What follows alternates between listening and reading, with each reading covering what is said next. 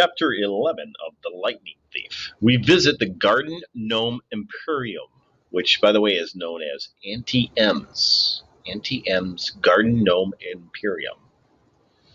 In a way, it's nice to know there are Greek gods out there, because you have somebody to blame when things go wrong. For instance, when you're walking away from that bus that's just attacked by monster hags and blown up by lightning, and it's raining on top of everything else, you might think that's really bad luck. When you're half-blood, you understand that some divine force really is trying to mess up your day. So there we were, Annabeth and Grover and I walking through the woods along the New Jersey riverbank, the glow of New York City making the night sky yellow behind us, and the smell of the Hudson reeking in our noses. Grover was shivering and braying with his big goat eyes turning split-pupiled and full of terror. Three kindly ones, all at once. I was pretty much in shock myself.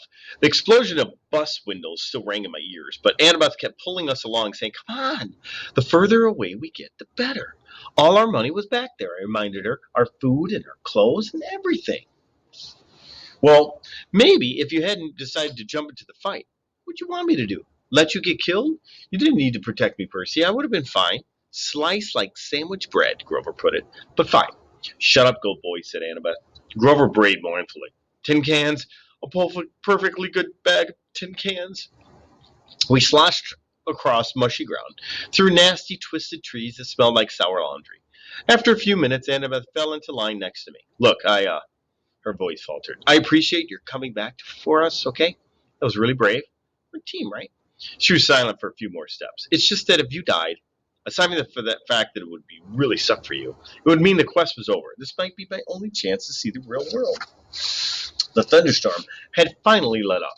The city glow faded behind us, leaving us in almost total darkness. I couldn't see anything of Annabeth except a glint of her blonde hair. You haven't left Camp Half-Blood since you were 7, I asked her. No, only short field trips. My dad, the history professor? Yeah, it didn't work out for me living at home. I mean, Camp Half-Blood is my home. She was rushing her words out now, as if she was afraid somebody might stop her. At camp, you train, and that's all cool and everything. But the real world is where the monsters are. That's where you learn whether you're good or not. If I didn't know any better, I could have sworn I heard doubt in her voice. You're pretty good with that knife, I said. You think so? Anybody who can piggyback ride a Fury is okay with me. I couldn't really see it, but I thought she might have smiled. You know, she said, maybe I should tell you something funny back on the bus. Whatever she was about to say was interrupted by a shrill toot toot toot, like the sound of an owl being tortured. Hey, my reed pipes still work, Grover cried. If I could just remember a Final Path song, we could get out of the woods.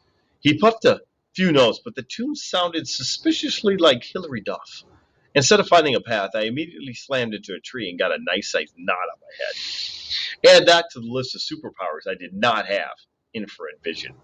After tripping and cursing and generally feeling miserable about another mile or so, I started to see a light up above, the colors of a neon sign. I could smell food. Fried, greasy, excellent food. I had realized I hadn't eaten anything until unhealthy since I'd arrived at Half-Blood Hill, where we lived on grapes, bread, cheese, and extra lean cut nymph-prepared barbecue. The boy needed a double cheeseburger. This boy. We kept walking until I saw a deserted two-lane road through the trees. On one side was a closed-down gas station, a tattered billboard for a 90s movie, and an open business, which was the source of the neon light and good smell. It wasn't a fast food restaurant like I'd hoped. It was one of those weird roadside curio shops that sell lawn furniture and wooden Indians and cement grizzly bears and stuff like that. The main building was a long, low warehouse surrounded by acres of statuary. The neon signs above the gate was impossible for me to read because if there's anything worse for dyslexia than regular English, it's red cursive neon English. To me, it looked like "and tu mes giba godem blah." The heck does that say? I asked. I don't know, Annabeth said. She loved reading so much I'd forgotten she was dyslexic too. Grover translated. Auntie M's Garden Gnome Imperium. Flanking the entrance as advertised were two cement garden gnomes, ugly bearded little runts, smiling and waving as if they were about to get their picture taken. I crossed the street, followed the smell of the hamburgers. Hey, Grover warned. The lights are on inside, Annabeth said. Maybe it's still open. Snack bar, I said wistfully. Snack bar, she agreed. You two crazy? This place is weird. We ignored him. The front was a forest of statues, cement animals, Cement children, even a cement satyr playing the bad pipes which gave Grover the creeps. La, he bleated. Looks like my Uncle Ferdinand. We stopped at the front warehouse door. Don't knock, Grover pleaded. I smell monster. Your nose is clogged up from the furies. All I smell is burgers. Aren't you hungry? Meat, he said scornfully. I'm a vegetarian. You eat cheese enchiladas in aluminum cans, I reminded him. Those are vegetables. Come on, let's leave. These statues are looking at me. Then the door creaked open, and standing in front was a tall Middle Eastern woman. At least I assumed she was Middle Eastern, because she wore a black gown, like in this picture here, that covered everything but her hands. And her head was completely veiled. Her eyes glinted behind a curtain of black gauze, but that was about all I could make out. Her coffee-colored hands looked old, but well manicured and elegant. So I imagined she was a grandmother who had once been a beautiful lady. Her accent sounded vaguely Middle Eastern, too. She said, Children, is it too late to be out all alone? Where are your parents? They're, Annabeth started to say. We're orphans, I said. Orphans, the woman said. The word sounded alien in her mouth. But my dears, surely not. We got separated from our caravan, I said. Our circus caravan. The ringmaster told us to meet him at the gas station if we got lost. But he may have forgotten, or maybe he meant a different gas station. Anyway, we're lost. Is that food I smell? Oh, my dears, the woman said. You must come in, poor children. I'm Auntie M. Go straight through the back of the warehouse, please. This is a dining area. We thanked her and went inside. Annabeth muttered to me, Circus caravan? Always have a strategy, right? Your head is full of kelp. The warehouse was filled with more statues. People in all different poses, wearing all different outfits and all different expressions on their faces. I was thinking you'd have a pretty huge garden to fit even one of those statues, because they were all life size. But mostly I was thinking about food. Go ahead, call me an idiot for walking into a strange lady's shop like that just because I was hungry. But I do have impulsive stuff sometimes. Plus, you've never smelled Auntie M's burgers. The aroma was like laughing gas in the dentist chair. It made everything else go away. I barely noticed Grover's nervous whimpers, or the way the statues seemed to follow me, or the fact that Auntie M had locked the door behind us. All I cared about was finding the dining area, and sure enough, there it was on the back of the warehouse. A fast food counter with a grill, a soda fountain, a pretzel heater, and a nacho cheese dispenser. Everything you could want, plus a few steel picnic tables out front. Please sit down, Auntie M said. Awesome, I said. Grover said reluctantly. Why don't we have any? We don't have any money, ma'am. Before I could jab him in the ribs, Auntie M said, No, no, children, no money. This is a special case, yes? It is my treat for such orphans. Thank you, ma'am, Annabeth said. There's a statue there. Auntie M stiffened as if Annabeth had done something wrong. But then the old woman relaxed just as quickly, so I figured it must have just been my imagination. Quite all right. There we go. Annabeth, she said, you have such beautiful gray eyes, child. Only later did I wonder how she knew Annabeth's name, even though we had never introduced ourselves. Weird. Our hostess disappeared behind the snack counter and started cooking. Before we knew it, she brought us plastic trays heaped with double cheeseburgers, vanilla shakes, and double XL servings of French fries. I was halfway through my burger before I remembered to breathe. Annabeth slurped her shake. Grover picked up the fries and eyed the tray's waxed paper lining, as if he might go for that, but then he still looked too nervous to eat. What's that hissing noise? He asked. I listened, but didn't hear anything. Annabeth shook her head. Hissing? Auntie M asked. Perhaps you hear the deep fryer oil. You have keen ears, Grover. I take vitamins. For my ears. That's admirable, she said, but please relax. Auntie M ate nothing. She hadn't taken off her headdress, even to cook, and now she sat forward and interlaced her fingers and watched us eat. It was a little unsettling having someone stare at me when I couldn't see her face, but I was feeling satisfied after the burger and a little sleepy, and I figured the least she could do was try to make small talk with her hostess. So you sell gnomes, I said, trying to sound interested. Oh, yes, Auntie M said, and animals, and people, anything for the garden, custom orders. Statuary is very popular, you know. A lot of business on this road? No, not so much, since the highway was built. Most cars, they do not go this way. I must cherish every customer I get. My neck tingled as if somebody else was looking at me. I turned, but it was just a statue of a young girl holding an Easter basket. The detail was incredible, much better than you'd seen in most garden statues. But something was wrong in her face. It looked as if she was startled, or even terrified. Ah, Auntie Em said sadly, you notice some of my creations do not turn out well. They are marred. They do not sell. The face is the hardest to get right. Always the face. You make these statues yourself? I asked. Oh, yes. Once upon a time I had two sisters to help me in the business, but they have passed on, and Auntie Em is alone. I have only my statues. This is why I make them, you see. They are my company. The sadness in her voice sounded so deep and real that I couldn't help feel sorry for her. Annabeth had stopped eating. She sat forward and said, Two sisters? It's a terrible story, Auntie Em said. Not one for children, really, you see. Annabeth, a bad woman was jealous of me a long time ago when I was young. I had a boyfriend, and this bad woman was determined to break us apart. She caused a terrible accident. My sisters stayed by me. They shared my bad fortune as long as they could. But eventually they passed on. They faded away. I alone have survived. But it's such a price. Such a price. I wasn't sure what she meant, but I felt bad for her. My eyelids kept getting heavier, my full stomach making me sleepy. Oh, poor old lady. Who would want to hurt somebody so nice? Percy, Annabeth was shaking me to get my attention. Maybe we should go. I mean, the ringmaster would be waiting. She sounded tense. I wasn't sure why. Grover was eating the wax paper off the tray now, but if Auntie Em found this strange, she didn't say anything. Such beautiful gray eyes, Auntie Em told Annabeth again. My, yes, it has been a long time since I've seen gray eyes like that. She reached out as if to stroke Annabeth's cheek, but Annabeth stood up abruptly. We really should go. Yes. Grover swallowed his wax paper and stood up. The ringmaster is waiting. Right. I didn't want to leave. I felt full and content. Auntie Em was so nice, I wanted to stay with her for a while. Please, dears, Auntie Em pleaded. I'm so rarely get to be with children. Before you go, won't you at least sit for a pose? A pose? Annabeth asked wearily. A photograph. I will use it to model a new statue set. Children are so popular, you see. Everybody loves children. Annabeth shifted her weight from foot to foot. I don't think we can, ma'am. Come on, Percy. Sure we can, I said.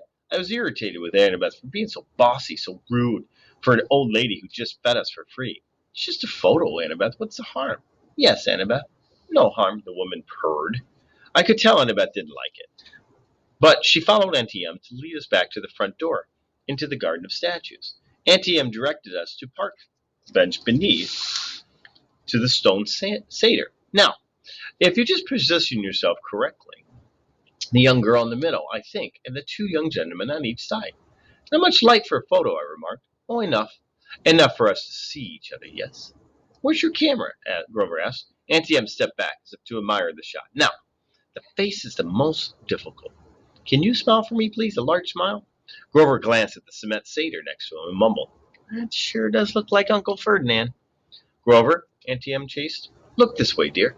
She still had no camera in her hand. Percy, Annabeth said. Some instinct warned me to listen to Annabeth, but I was fighting the sleepy feeling. The comfortable lull that comes with food in the old lady's voice. Oh, be just a moment, Auntie Em said. You know, I can't see you very well in this cursed veil. Percy, something's wrong, Annabeth insisted. Wrong? Auntie Em said, reaching up to undo the wrap in her head. Not at all, dear. I have had such noble company tonight. What could be wrong? That is Uncle Ferdinand, Grover gasped. Look away from her, Annabeth shouted. She whipped her Yankee's head onto her head and vanished. Her invisible hands pushed Grover and me off the bench. I was on the ground looking at Auntie Em's sandaled feet. I could hear Grover scrambled off into one direction, Annabeth in another, but I was too dazed to move. Then I heard a strange rasping sound above me. My eyes rose to Auntie Em's hands, which had turned gnarled and warty, with sharp bronze talons for fingernails. I almost looked higher, but somewhere off to my left, Annabeth screamed, No, don't. More rasping, the sound of tiny snakes right above me. From where about Auntie Em's head would be. Run! Grover bleated. I heard him racing across the gravel, yelling, Maya! To kick his flying sneakers, kickstart them. I couldn't move. I stared at Auntie Em's gnarled claws. Ooh, there she is. And I tried to fight the groggy trance the woman had put me in. Such a pity to destroy a handsome young face, she said soothingly. Stay with me, Percy. All you have to do is look up. I fought the urge to obey. Instead, I looked to one side and saw those glass spheres people put in gardens. A gaze ball? I could see Auntie Em's dark reflection in the orange glass. Her headdress was gone, revealing her face in shimmering pale circle. Her hair was moving, something like circuits. Auntie Em. Auntie Em? How could I have been so stupid? Think, I told myself. How did Medusa die in the myth? That's Medusa. But I couldn't think. Something told me the myth Medusa had been asleep when she was attacked by her namesake Perseus, my namesake. She wasn't anywhere near asleep now. If she wanted, she could take those talons right now and rake open my face. The gray-eyed one did this to me, Percy, Medusa said, and she didn't sound anything like a monster. Her voice invited me to look up, to sympathize with the poor old grandmother, Annabeth's mother. The cursed Athena turned me from a beautiful woman into this. Don't listen to her. Annabeth's voice shouted somewhere in the statuary. Run, Percy! Silence, Medusa snarled. Then her voice modulated back to a comfortable purr. You see why I must destroy the girl, Percy? She is my enemy's daughter. I shall crush her statue to dust, but you, dear Percy, you need not suffer. No, I muttered. I tried to make my legs move. Do you really want to help the gods? Medusa asked. Do you understand what awaits you for this foolish quest, Percy? What will happen if you reach the underworld? Do not be a pawn of the Olympians, my dear. You would be better off as a statue. Less pain. Less pain. Percy? Behind me, I heard a buzzing sound, like a 200-pound hummingbird in a nosedive. Grover yelled, Duck! I turned, and there he was in the night sky, flying in from 12 o'clock, and his winged shoes fluttering. Grover held on to a tree branch the size of a baseball bat. His eyes were shut tight. His head twitched from side to side. He was navigated by ears and nose alone. Duck! He yelled again. I'll get her. That finally jolted me into action. Knowing Grover, I was sure he'd miss Medusa and nail me. I dove to one side. Thwack! At first, I figured it was the sound of Grover hitting a tree. Then Medusa roared with rage. You miserable satyr, I'll add you to my collection. That was for Uncle Ferdinand, Grover yelled back. I scrambled away and hid into the statuary while Grover swooped down for another pass. Crack! Urgh! Medusa yelled, her snake hair hissing and spitting. Right next to me, Annabeth's voice said, Percy! I jumped so high I nearly cleared a garden gnome. Jeez, don't do that. Annabeth took off her Yankees cap and became visible. You have to cut her head off. What? Are you crazy? Let's get out of here. Medusa is a menace. She's evil. I'll kill her myself, but Annabeth swallowed as if she was about to make a difficult admission. But you've got the better weapon. Besides, I'd never get close to her. She'd slice me to bits because of my mother. You've got a chance. What? I can't. Look, do you want her turning more innocent people into statues? She pointed to a pair of statue lovers, a man and a woman, their arms around each other, turned to stone by the monster. Annabeth grabbed a green gazing ball from a nearby pedestal. A polished shield would be better. She studied the sphere critically. The sphere, I think they're talking about here, so he could see her without seeing her. The convexity will cause some distortion. The reflection size should be off by a factor. Would you speak English? I am. She tossed me the glass ball. Just look at her in the glass. Never look at her directly. Hey, guys, Grover yelled somewhere above us. I think she's unconscious. Roar! Maybe not. Grover corrected. He went in for another pass with the tree branch. Hurry. Grover's got a great nose, but eventually he's going to crash. I took out my pen and uncapped it. The bronze blade of Riptide elongated in my hand. I followed the hissing and spitting sounds of Medusa's hair. I kept my eyes locked on the gazing ball so I would only see glimpses. Medusa's reflection, not the real thing. Then, in the green tinted glass, I saw her. Grover was coming in for another turn at the bat, but this time he flew a little too low. Medusa grabbed the stick and pulled him off course. He tumbled through the air and crashed into the arms of a stone grizzly bear with a painful Medusa was about to lunge at him when I yelled, Hey! I advanced at her, which wasn't easy, holding a sword and a glass ball. If she charged, I'd have a hard time defending myself. But then she let me approach, 20 feet, 10 feet. I could see the reflection of her face now. Surely it wasn't really that ugly. The green swirls of the gazing ball must be distorted, making it look worse. You wouldn't harm an old woman, Percy, she crooned. I know you wouldn't. I hesitated, fascinated by the face in the glass, the eyes that seemed to burn straight through the green tint, making my arms go weak. From the cement grizzly, Grover moaned, Percy, don't listen to her. Medusa cackled. Too late. She lunged at me with her talons. I slashed up at my sword, heard a sickening schlock, and then a hiss like wind rushed out of the cavern. The sound of a monster disintegrating. Something fell to the ground next to my foot. It took all my willpower not to look. I could feel warm ooze soaking into my sock, little dying snakes' heads tugging at my shoelaces. Oh, yuck, Grover said. His eyes were still tightly closed, but I guess he could hear the thing gurgling and streaming. Mega yuck. Annabeth came up next to her eyes fixed on the sky. She was holding Medusa's black veil. She said, "Don't move." Very, very carefully, without looking down, she knelt and draped the monster's head in black cloth and picked it up. It was still dripping green juice. "Are you okay?" she asked me, her voice trembling. "Yeah." I decided, though. I felt like throwing up my double cheeseburger. Why didn't the head evaporate? "Once you sever it, it becomes a spoil of war," she said, "same as your minotaur horn. But don't unwrap the head. It can still petrify you." Grover moaned as he climbed down from the grisly statue. He had a big welt on his forehead. His green rustic cap hung from one of his little green horns, and his fake feet had been knocked off his hooves. The magic sneakers were flying aimlessly around his head. "The Red Baron," I said. "Good job, man." He managed a bashful grin. "That really was not fun, though." "Well, the hitting her with the stick part, that was fun. But crashing into a concrete bear, not fun." He snatched his shoes out of the air. I recapped my sword. Together, the three of us stumbled back to the warehouse. We found some old plastic grocery bags behind the snack counter and double wrapped Medusa's head. We plopped it on the table where we'd eaten dinner and sat around, too exhausted to speak.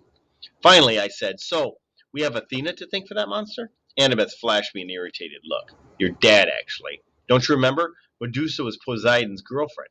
They decided to meet in my mother's temple. That's why Athena turned into a monster. Medusa and her two sisters had helped her get into the temple. They became the three Gorgons. That's why Medusa wanted to slice me up, but she wanted to preserve you as a nice statue. She's still sweet on your dad. You probably reminded her of him." My face was burning. "Oh, so now it's my fault we meet Medusa." Annabeth straight. In a bad imitation of my voice, she said, "It's just a photo. Annabeth, what's the harm?" "Forget it," I said. "You're impossible. You're insufferable.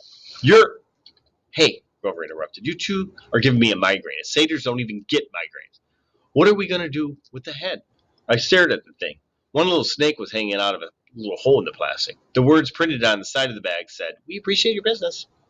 I was angry, not just with Annabeth or her mom, but with all the gods for this whole quest, for getting us blown off the road and in two major fights the very first day out of our camp. At this rate, we'd never make it to LA alive, much less before the summer solstice. What had Medusa said? "Do not be a pawn of the Olympians, my dear. You'd be better off a statue." I got it. "I'll be back." "Percy," Annabeth called after me. "What are you—" I searched the back of the warehouse until I found Medusa's office. Her account book showed her 6 most recent sales, all shipments to the underworld to decorate Hades and Persephone's garden. According to one freight bill, the underworld's billing address was DOA Recording Studios, West Hollywood, California. I folded up the bill and stuffed it in my pocket. In the cash register, I found $20, a few golden drachmas, and some packing slips for Hermes Overnight Express, each with little leather bag attachments for coins. I rummaged around the rest of the office until I found the right size box. I went to the picnic table, picked up Medusa's head, and filled out the delivery slip. The gods. Mount Olympus, 600th floor, Empire State Building, New York, New York. With best wishes, Percy Jackson. "They're not going to like that," Grover warned. "They'll think you're impertinent." I poured some golden drachmas in the pouch. As soon as I closed it, there was a sound like cash register. The package floated off the table and disappeared with a pop. "I am impertinent," I said.